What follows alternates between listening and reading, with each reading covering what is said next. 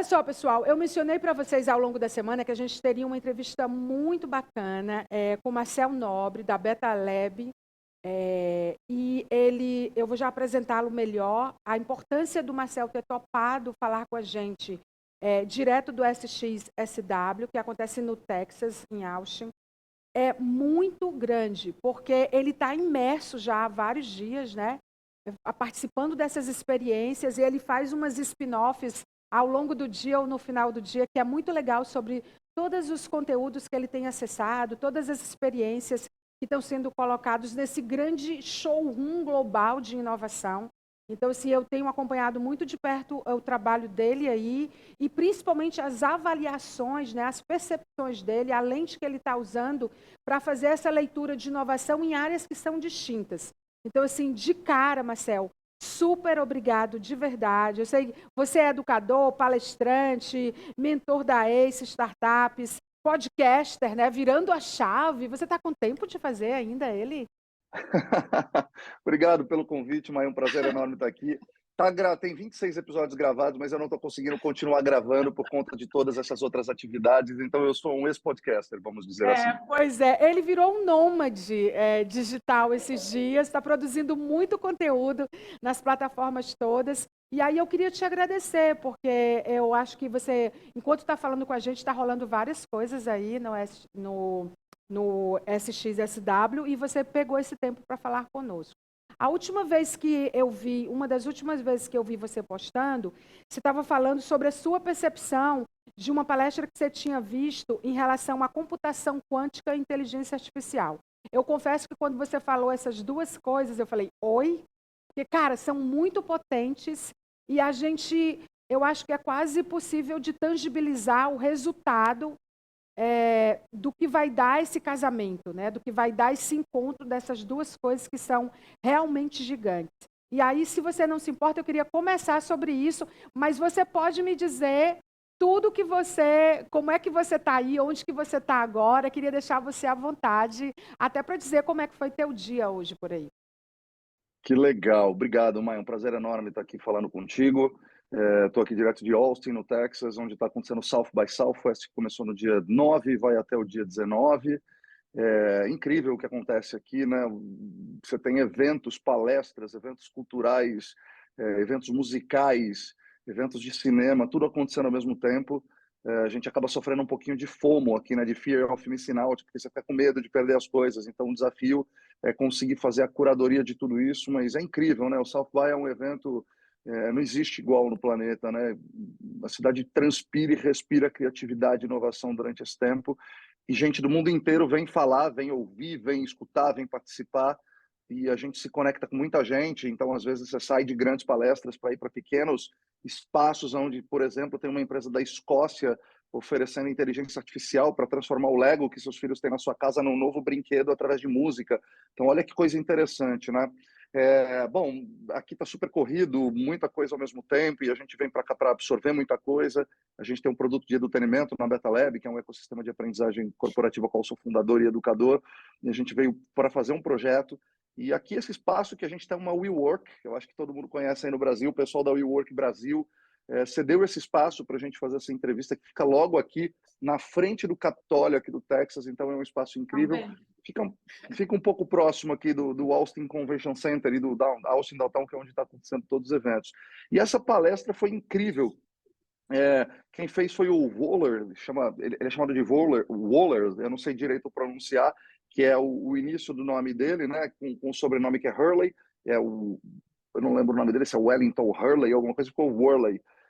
E é incrível, ele é CEO de uma empresa chamada Strange Jobs, alguma coisa assim, Strange Works, e ele foi fazer uma palestra exatamente de computação quântica e inteligência artificial, né? E aí, antes até de falar disso, importante a gente entender algumas coisas, que a gente olha muito para a tecnologia de forma muito individualizada, né? Os carros híbridos, agora os carros autônomos, agora o painel fotovoltaico, agora tem inteligência artificial, e a gente esquece que quando você une duas ou três dessas tecnologias, você consegue desbloquear possibilidades exponenciais de novos produtos e novos serviços. E aí ele foi falar muito do impacto da nossa vida com a computação quântica e a inteligência artificial, né? Começando pela computação quântica, que está super em voga, ainda é um assunto muito quente por aqui e ainda não está sendo discutido em todas as esferas de inovação, porque ainda é algo muito distante da maioria das pessoas, né? Ainda mais se a gente for falar no Brasil, a distância social que existe e tudo mais, mas é algo que vai impactar a vida de todo mundo, né? Imagina que o melhor computador que a gente tem hoje, um computador quântico, ele vai ter pelo menos 1000 vezes maior velocidade de processamento do que um computador normal. Falam, inclusive, que ele daqui a 2 anos vai ter um bug assim gigante, né? Incrível, exatamente por conta desse computador. Inclusive falam da IBM, né? No sentido de que o que vai causar isso? É porque o quântico, a escala dele é tão inacreditável que enquanto alguém arma um golpe, alguma coisa para derrubar sistemas financeiros ou roubar coisas, né, pela internet, ou pegar, ou danificar, ou adulterar, enfim, essas coisas do cybercrime. Simplesmente as pessoas que cuidam disso vão ter pouco tempo, pouquíssimos segundos, milésimos de segundo, para encontrar quem está fazendo isso. E hoje leva tipo 30 segundos, 1 minuto, mas o quântico, e eles vão ser computadores que vão ser vendidos por 10, 15 mil dólares, e eles vão ser quase que computadores domésticos para quem pode comprar, né? Então, assim, o quântico tem essa pegada também de preocupação, mas eu gosto que você fala das coisas boas, assim, que você tem essa maturidade para separar e dizer, tem a dor e a delícia. Então, vamos por aqui, vamos mediando, né? Perfeito. Mas é muito disso, né? As pessoas olham muito para o futuro distópico, de que as máquinas vão dominar o mundo. Particularmente, eu não acredito nisso, né? Em 1980, teve uma greve muito grande de bancários aqui nos Estados Unidos por conta da criação dos caixas eletrônicos, que eles estavam com medo de perder os empregos, né? Olha que doideira, né? Na verdade, a gente ainda precisa de um ser humano para apertar o botão, para dar a ação, né? A tecnologia ocupa um espaço que na verdade a gente roubou dela ao longo do tempo. Tudo que é muito automatizado, muito processual, muito relacionado à produtividade, a máquina desempenha um papel muito melhor que a gente. Quando a gente fala de computação quântica, isso vai para um nível que a gente mal consegue imaginar. E para as pessoas que não conhecem muito bem, a ideia do computador quântico não é para que você assista um streaming mais rápido na sua casa, mas isso vai permitir, num nível atômico, a gente conseguir fazer coisas incríveis, como, por exemplo, a descoberta de vacinas, por exemplo, a do Covid, que demorou meses para ser descoberta, talvez teria sido descoberta em um dia ou talvez em algumas horas com a computação quântica. O poder de processamento da computação quântica é incrível. Então, obviamente que no storytelling para Hollywood, para filmes, é muito mais interessante você contar uma história onde tem um bandido e o herói, né, que fica mais interessante. Mas, na prática, a tecnologia, ao longo do tempo, ela tem se provado muito mais inclusiva do que exclusiva e muito mais positiva do que negativa, né? Quando inventaram a faca lá atrás, provavelmente as pessoas ficaram com medo, que umas iam matar as outras, e hoje é um utensílio indispensável na nossa cozinha. Então, e eu acho que o quântico, principalmente para cybersecurity, né, para cibersegurança, para medicina, para biologia, nessas escalas onde a gente hoje depende de um poder computacional muito grande, a gente vai ganhar um espaço muito, muito bizarro. A gente ainda não está nem preparado, né? Eles acham que vai ter um bug de não encontrar profissionais preparados. Hoje a gente já tem um gap de desenvolvedores no mercado muito grande. Imagina daqui 5 anos precisando de desenvolvedores que manjam de computação quântica e de inteligência artificial juntos, né? Então, provavelmente, a inteligência artificial também deve ocupar um espaço dos desenvolvedores aí em algum momento, como o ChatGPT já consegue, o ChatGPT, ele já permite você fazer códigos dentro dele, né? Então, e aí, quando a gente consegue entender que a computação quântica vai levar o nível do hardware a um outro patamar de capacidade computacional, de velocidade, de quantidade de contas matemáticas, probabilidades que ele consegue fazer ao mesmo tempo, o que a gente faz em semanas agora, com o melhor computador que a gente tem, vai ser feito em poucos minutos ou segundos. E aí, quando a gente ainda coloca dentro disso a inteligência artificial, e aí prefiro falar da inteligência artificial, aqui eles chamam de AI, né? AI, Artificial Intelligence. O que está mais brilhando os olhos de todo mundo aqui é a AGI. O que é a AGI, né? Artificial Generalist Intelligence. Hoje a gente está num nível ainda muito básico, apesar das pessoas estarem super empolgadas com o chat GPT, ele é um LLM, né? Um Large Language Model. Ele é um modelo de linguagem grande, né? Ele vai por probabilidade linguística, o que é muito precário perto do que a gente vai atingir. E quando a gente fala da inteligência artificial generalista, né, é diferente, porque aí ele consegue juntar som com vídeo, né, ou seja, áudio, vídeo, Tudo texto, junto, inacreditável. e aí você junta tudo isso, né, com uma inteligência artificial que a cada dia que passa, para vocês terem uma ideia, são feitas cerca de 30 milhões de imagens por inteligência artificial por dia no mundo atualmente. 99,9% disso é para uma audiência de uma pessoa só, ou seja, a gente está usando como curiosidade. Agora, você imagina daqui a 5 anos o quanto que a gente já não alimentou essa inteligência artificial e o quanto ela não evoluiu, e aí você junta isso com computação quântica, é de explodir a cabeça, porque as possibilidades são infinitas. O que é essa mostra importante global que acontece nesse evento, você acha que, sim, eu sei que ela traduz, nós sabemos que ela traduz a inovação e todas as coisas, todas as tecnologias aliadas, todo esse movimento, toda essa transformação digital no evento só. Mas tem até muita coisa que não chega até aí, porque eu imagino que para você estar numa vitrine como um evento global como esse, não é todo mundo que chega. Imagina o que não está aí, né? Eu fico sempre imaginando o que não chegou, porque não tem, tipo, quer investir recurso em outra coisa, porque está prototipando ainda, porque já passou por aí, já está em outra escala, foi novidade outro ano, esse ano, já tive essa experiência de expor a minha inovação, já estou numa outra coisa, porque isso é uma grande vitrine, né? E cada pessoa, cada inovação está num estágio diferente, né? Você percebe isso? Total, total. Isso aqui é uma bolha, né? No fim do dia, a gente está numa bolha dentro de uma bolha dentro de uma bolha, né? Quem está aqui são pessoas muito privilegiadas. E é importante reconhecer isso, mas é importante entender também, existem muitas discussões sobre esses temas aqui, né? Sobre inclusão, sobre diversidade. Ontem eu tive uma palestra incrível, eu estourei a minha bolha e fui assistir uma palestra incrível de duas africanas que estão usando o Bitcoin para tentar fugir da armadilha, porque o país dela tem, os países que elas nasceram são comandados por ditadores, e que a economia é controlada pela França e eles vivem quase com uma escravidão econômica. Então elas estão usando isso. Olha que coisa interessante. Então, história é bolha, mas mesmo assim, são duas pessoas que chegaram aqui. Então tem muita possibilidade. E mesmo aqui, tá, Maia, você tem pequenas empresas, pequenas startups, eu vi coisas incríveis. Tem um Creative Industry Expo, que aqui é uma exposição de indústrias criativas, com coisas incríveis, como, por exemplo, tem um lugar que você fica olhando e você escolhe uma comida, como se fosse um cookie, por exemplo, e você vê a imagem do cookie, você escuta o barulho e você sente o cheiro do cookie, e enquanto você mastiga, você não está comendo ele, vai aparecendo ele sendo mordido na tela. E você sente o cheiro e visualizando, você tem a impressão que você está comendo, mas você não está comendo. E eles ainda fazem uma brincadeira de quantas calorias você economizou com aquilo que você comeu. Eu vi uma luva áptica que você coloca ela e você vê através de um óculos de realidade virtual uma aranha andando na sua mão, você sente ela na sua mão. Quando você pega alguma coisa, você sente que você pegou. Isso não são empresas grandes, são empresas pequenas que provavelmente nasceram no fundo de uma garagem e que em algum momento começam a ter essa visibilidade e enxergam aqui como um palco para mostrar o seu produto. Mas nesse momento que a gente está É. conversando aqui, está acontecendo no mundo inteiro, né? E também está aí, também abrir porta para investidores, né?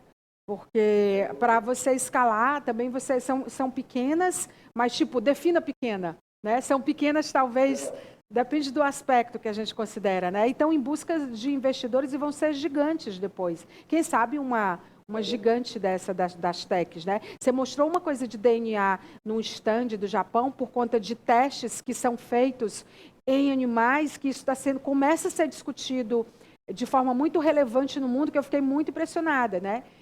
Fala pra gente o que você mostrou mais cedo.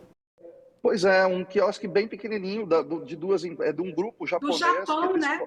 Aham. é de um grupo japonês que eles vão colocar para comercializar no ano que vem, ainda não está pronto, eles estão passando pelas partes de aprovação, mas são duas empresas, uma de carnes vermelhas, vamos dizer assim, e uma de comidas de frutos do mar.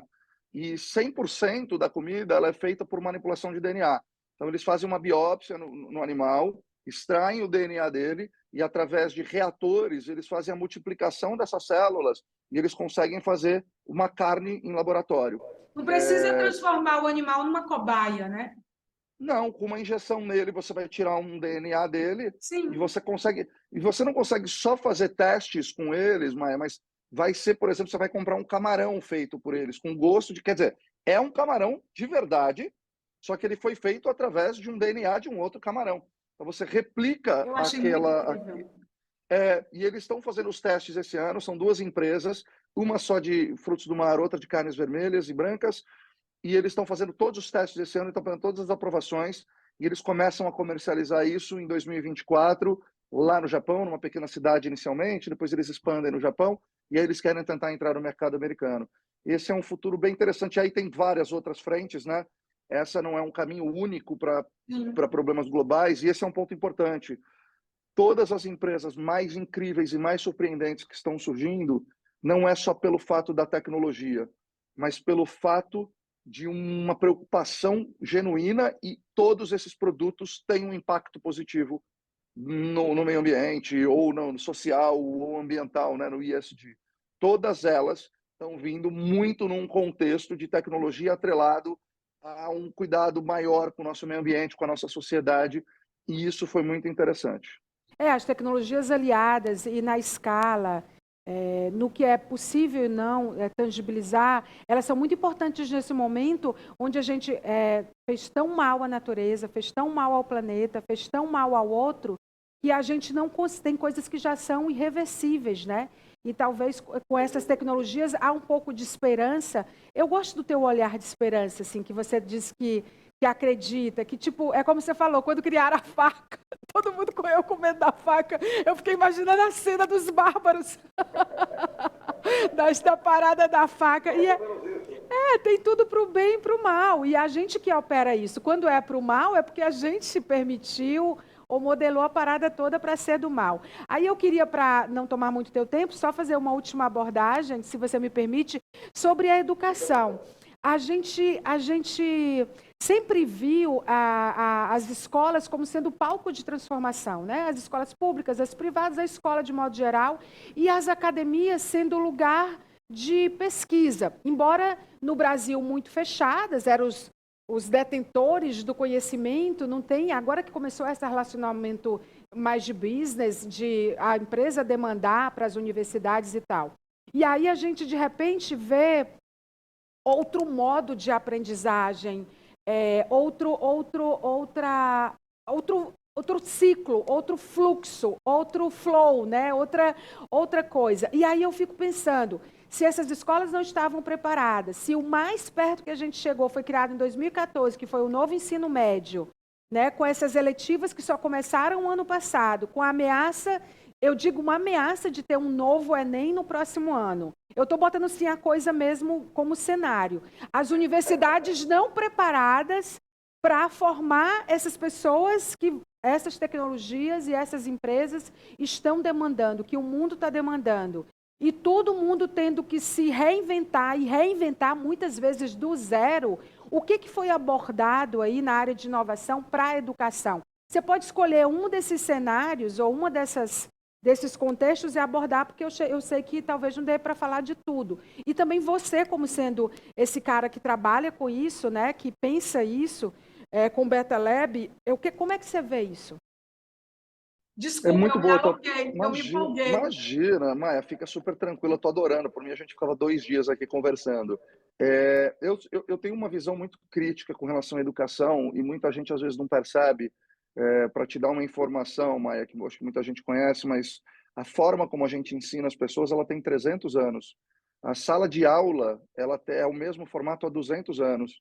E a gente vê professores de 50, 60 anos tentando ensinar crianças de 8, 10 anos, que já se comunicam por voz com seus aparelhos, por emoji com seus amigos, a decorar um monte de coisa que as pessoas não vão usar para passar numa prova. Esse modelo ele já não funciona mais no momento de chat GPT, por exemplo, né? Esse modelo ele foi criado para atender uma demanda da Revolução Industrial, que é formar gente, pegar um monte de gente diferente, com habilidades diferentes, e transformar um monte de gente igual para trabalhar numa fábrica. Mas isso já não faz sentido há muito tempo. E não é só por causa da tecnologia. O aprendizado cada vez vai ser mais descentralizado.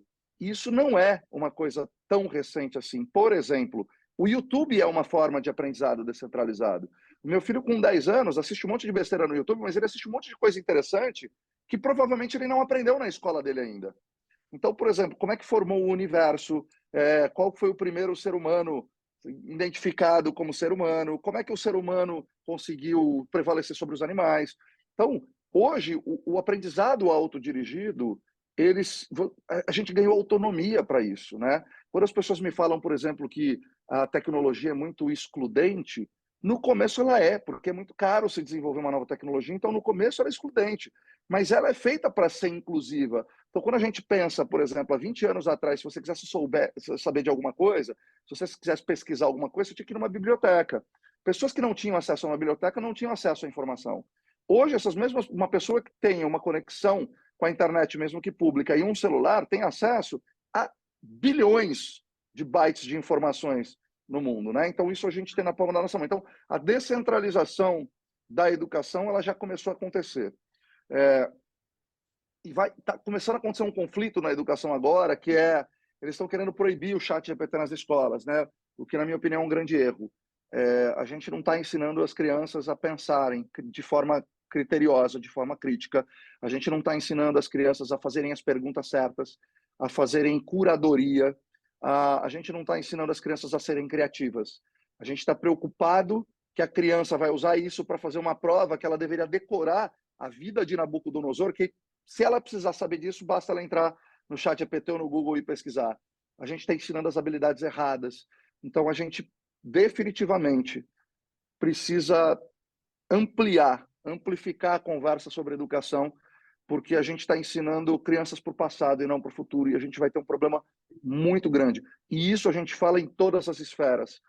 Eu reconheço claramente os déficits educacionais que existem no Brasil. Não dá para falar nem ainda de inteligência artificial, sendo que tem muitos alunos no Brasil que mal têm aula, né? Então, existe uma distância. Mas a gente não pode excluir essa conversa, porque em algum momento isso precisa chegar para todo mundo. E para chegar para todo mundo, precisa chegar para alguém inicialmente.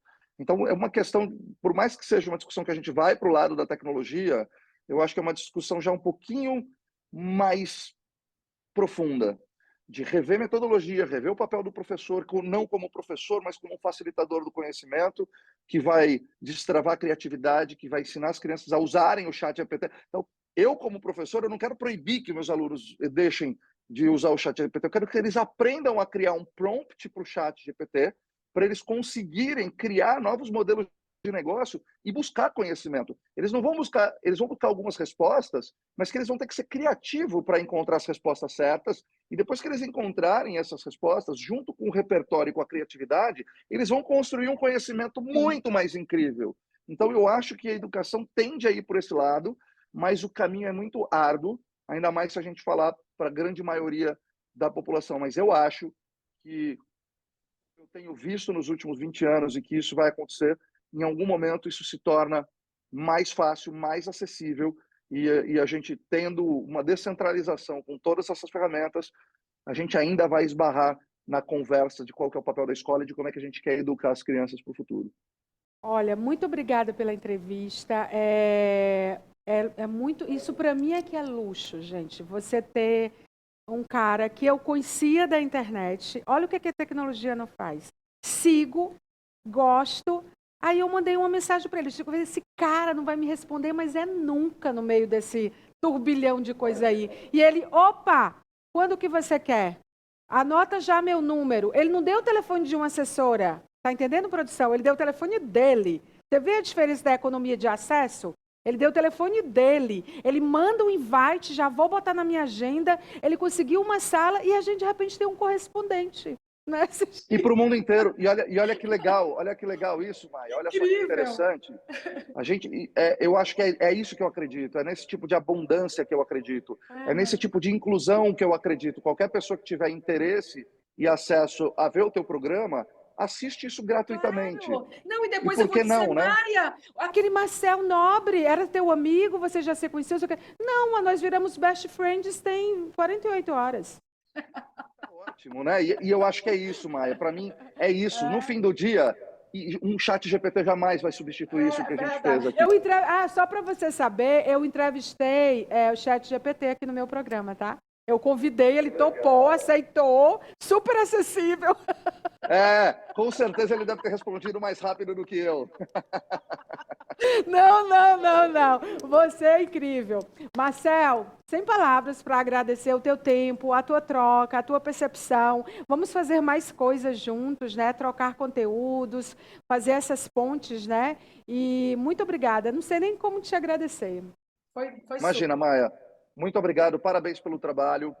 Eu acho que é o papel de todo mundo que trabalha com tecnologia, com inovação e com educação, da gente começar a pulverizar o conhecimento o máximo que a gente pode. E você está sendo um canal incrível para fazer isso. Então, parabéns a você e a toda a sua equipe por esse projeto incrível.